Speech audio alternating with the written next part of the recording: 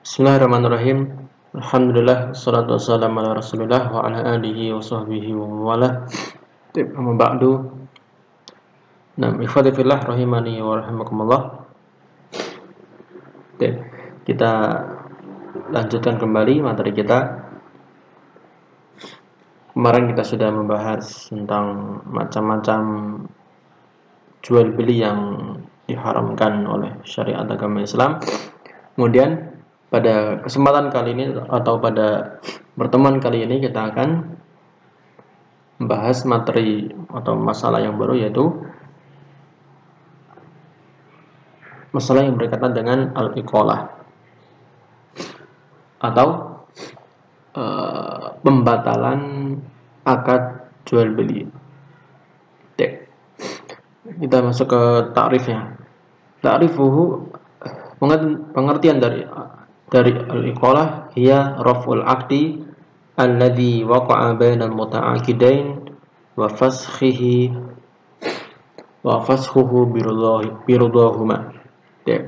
Al-iqalah adalah raf'ul aqdi, mengangkat akad jual beli alladhi waqa'a bainal muta'aqidain, yang telah terjadi, akad tersebut yang telah terjadi di antara dua pelaku transaksi tersebut, dan fasxuhu biridahuma, dan juga membatalkan, memfasakh, menghapus akad tersebut biridahuma, dengan ridha dari keduanya, penjual dan pembeli. Tahsulu bisababi nadami ahadil aqidaini alal aqdi. Al-iqalah itu terjadi karena sebab nadam, menyesal dari yang datang dari salah satu pihak transaksi, salah satu pihak pelaku transaksi, atau dua-duanya. Au yatabayyanu lil mushtari annahu laysa muhtajan lisilah, atau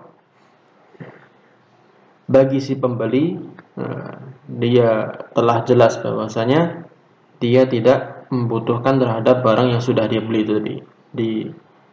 Menyesal membeli barang tersebut, kemudian mengajukan pembatalan akad kepada si penjual. Dan apa hukumnya? Hukumnya hukmuha masyru'atun fil jumlah ijma'an. Secara umum hukum al-iqalah itu boleh. Wa tustahabbu inda talabi ahadil aqidaini laha, dan disunahkan ketika apa? Ketika salah satu dari pelaku transaksi, penjual maupun pembeli, meminta al-iqalah tersebut. Liqaulihi sallallahu alaihi wasallam, man aqala musliman bai'atahu aqalallahu asratahu yaumal qiyamah.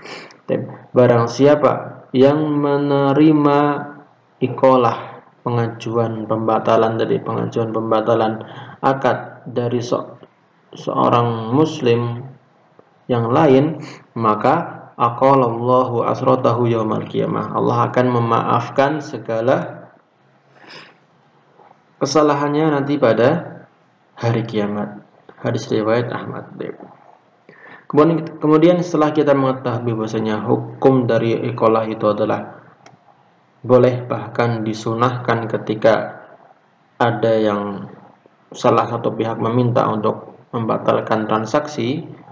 Kemudian muncul permasalahan, hal hiya faskhun am bai'un jadid. Apakah iqalah itu fasakh, menghapus akad yang pertama, akad sebelumnya, atau iqalah itu adalah bai'un jadid, jual beli yang baru.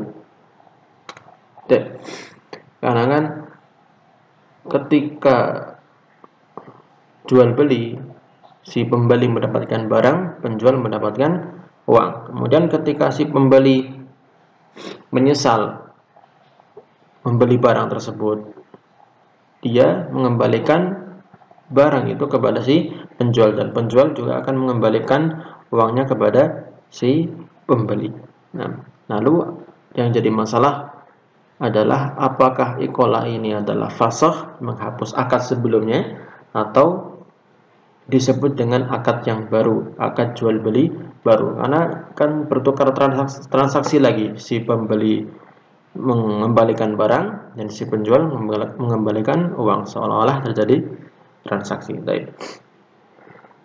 Ittafaqu ala annaha bai'un jadidun idza kanat bi ziyaratin aw nuqsanin.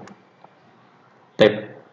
Para ulama bersepakat bahwasanya iqalah itu adalah jual beli baru, jual beli akad yang baru. Kapan? Idza kanat bi ziyadatin aw nuqsanin. Ketika iqalah tersebut disertai dengan ziyadah, tambahan. Tambahan apa? Bisa tambahan harga yang dikembalikan oleh si penjual, uang yang dikembalikan oleh si penjual kepada pembeli bertambah misalnya karena harga barangnya naik, au nuksanin, atau malah berkurang misalnya karena telah dipakai, telah dibuka kardusnya, telah lecet misalnya, bodinya lecet, jadi nilainya berkurang. Nah, jika seperti itu, jika ada penambahan atau pengurangan, maka para ulama bersepakat iqalah itu adalah jual beli yang baru, bukan fasakh, bukan menghapus akad yang pertama, akad sebelumnya. Kemudian waqtalafu fi ma idza kanat min ghairi ziyadatin wala nuqsanin hal tu'tabaru faskhan lil bai'il awwal aw hiya bai'un jadid. Kemudian para ulama berbeda pendapat ketika iqalah itu tanpa ada tambahan maupun pengurangan. Jadi sama seperti transaksi yang pertama. Transaksi yang pertama dibayar 100.000, kemudian ketika terjadi iqalah dikembalikan 100.000 tanpa ada pengurangan, tanpa ada penambahan. Jadi apa hukumnya? Hal tu'tabaru faskhon, apakah iqalah itu dianggap fasakh lil bai'il awal, dianggap sebagai menghapus akad yang pertama, akad yang sebelumnya, au hiya bai'un jadidun, atau dia adalah akad jual beli yang baru.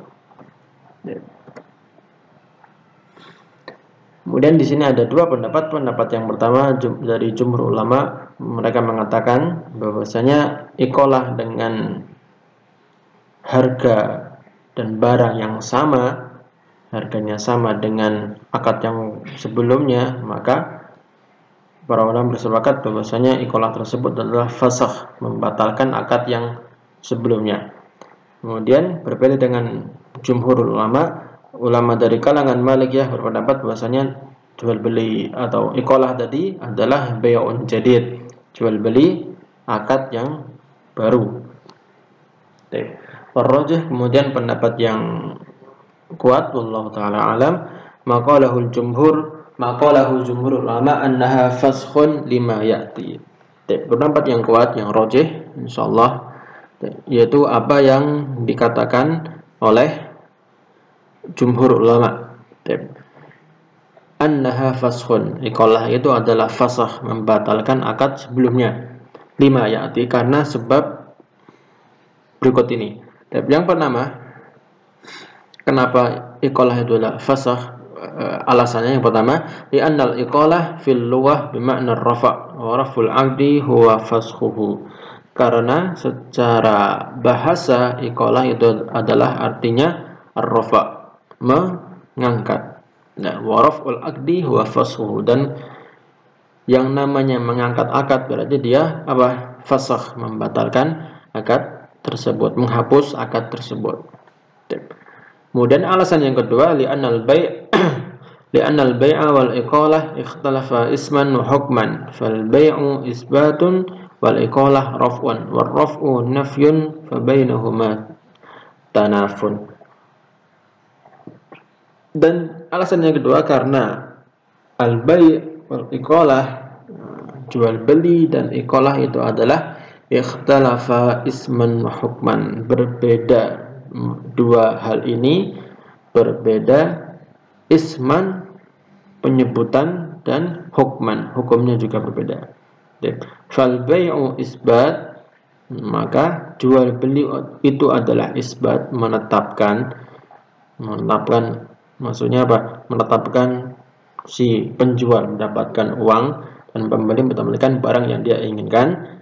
Wal iqalah raf'un. Adapun iqalah adalah rafa', mengangkat apa tadi? Mengangkat akad yang telah terjadi sebelumnya. War raf'u nafyun, dan rafa' ini artinya adalah nafyun, meniadakan. Fabainahuma tanafun, dan di antara keduanya, antara bai' dan iqalah, tanafun, saling apa? Saling meniadakan, saling menafikan antara keduanya. Bai' itu menetapkan, sedangkan rafa' itu menghapus. Kemudian kita pindah ke masalah yang berikutnya berkaitan dengan al-murabahah. Apa itu al-murabahah? Dari kata ribah, untung. Ya, murabahah berarti saling menguntungkan. Apa itu pengertiannya? Hiya bai'us sil'ah bisamanihal ma'lum bainal muta'aqidaini biribhin ma'lumin bainahuma. Yaitu jual beli barang bisamanihal ma'lum, dengan harga yang diketahui oleh masing-masing pihak transaksi, biribhin ma'lumin bainahuma, dan juga dengan apa? Dengan keuntungan yang diketahui oleh keduanya. Jadi jual belinya transparan. Jadi si penjual mengatakan kepada pembeli, saya beli barang ini dengan harga 100.000, kemudian saya jual kepada engkau dengan harga misalnya 120.000. Ya, saya ngambil untung di sini berapa? 20.000. Itu namanya murabahah.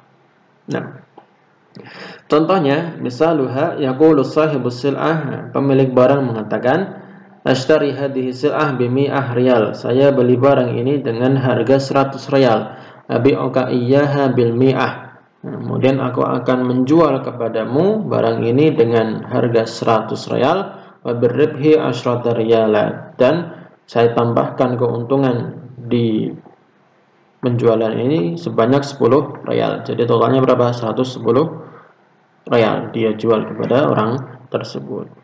Hukmuha jaizun, dan hukumnya boleh. Bagaimana dikatakan qala Ibnu Rushdi, ajma'a jumhurul ulama ala anna al-bai'a sinfani, musawamah wa murabahah.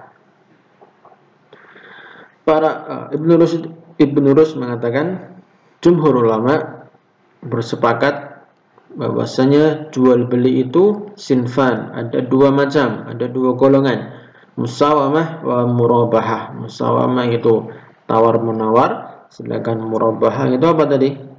Ya, saling menyebutkan keuntungannya berapa tanpa ada tawar menawar lagi.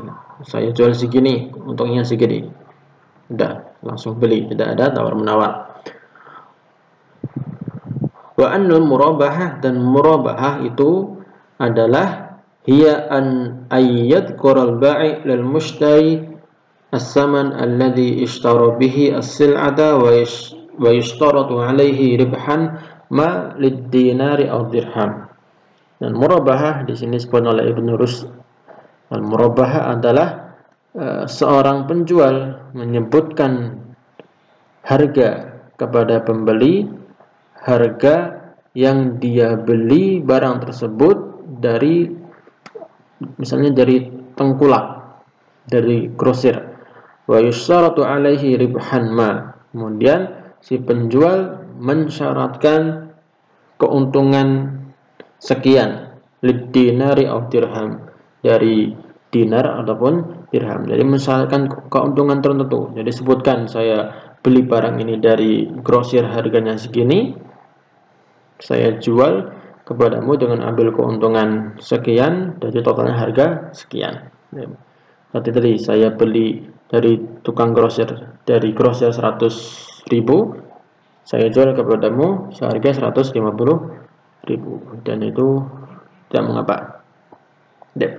Wadalilu ala jawasihi, dan dalil bolehnya jual beli dengan seperti ini, al-murabahah, yaitu keumuman firman Allah Subhanahu wa taala, wa ahallallahu al-bai'a wa harrama riba. Allah menghalalkan jual beli dan mengharamkan riba. Kemudian yang kedua, wali an-nasaman fi bai'il murabahah ma'lumun, karena harga atau nilai barang pada sistem jual beli murabahah itu maklum, diketahui, kama annahu fi bai'il musawamah maklum, sebagaimana dalam jual beli musawamah, yaitu yang saling tawar menawar tanpa ada diketahui sebelumnya si penjual ambil untung berapa, maklum, harganya juga diketahui walaupun nanti harganya akan kurang, tapi sudah jelas dari awal si penjual sudah menentukan harganya segini. Kalaupun bisa ditawar, silahkan ditawar. La farqa baina qawli bi'tuka hadha as-sawba bi mi'ah wa ashrah. Jadi tidak ada bedanya antara sebuah perkataan bi'tuka hadha as-sawb bi mi'ah wa ashrah, saya jual baju ini kepadamu dengan harga 110 real, dan ucapan yang lain yaitu bi'tuka bimi'ah wa ribhu kulli asyratin wahidun. Saya jual kepadamu baju ini dengan harga 100 real, dan juga keuntungan setiap 10 real itu adalah satu real. Berarti maksudnya adalah setiap keuntungan, setiap 10 real keuntungannya 1, berarti kalau ada 100 totalnya ada 10 keuntungan, maka totalnya 110 real. Sama, ada bedanya perkataan yang pertama dengan perkataan yang kedua, bi'tuka hadha sawb bi mi'ah wa ashrah, dan juga bi'tuka bi mi'ah wa ribhu kulli asyratin wahidun. Nah, barakallahu fikum, tetap menyimak materi sampai akhir. Sallallahu ala nabiyina Muhammadin wa ala alihi wa sahbihi wasallam.